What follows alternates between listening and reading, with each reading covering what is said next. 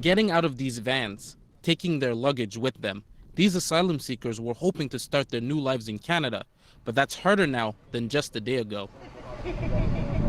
Still, they crossed.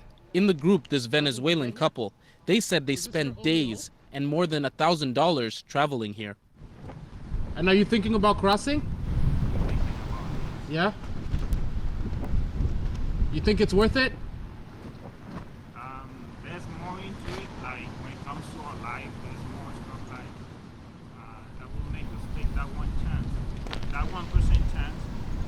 As of Saturday, a change to the Safe Third Country Agreement between Canada and the United States allows Canada to turn back migrants looking to make asylum claims at unofficial points of entry.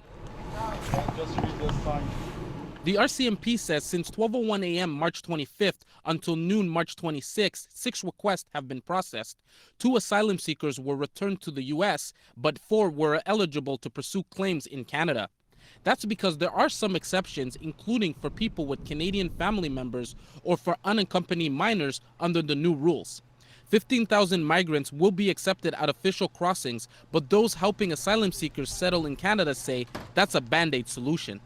I think they're just shocked that the Canadian government would do this. And also the whole process how it was done, none of the organizations that are on the front line were consulted. This local resident who waits at Roxham Road with mittens for those crossing fears what some in desperate situations will do. By closing Roxham Road, they have opened up almost 9,000 kilometers where people, unfortunately, because they're desperate, are going to start trying to cross and come into Canada. And their lives are going to be more in danger. It's a risk that some people are willing to take in search of a better life. And Quebec joins us from Roxham Road. You've been able to keep track of one of the people who crossed this weekend. What's happened to him?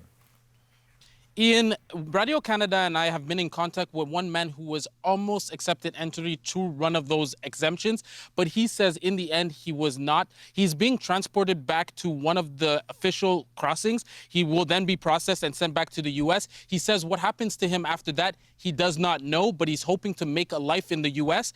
As for Roxham Road, migrants are still coming here because the news that they are not allowed to hasn't traveled far enough yet.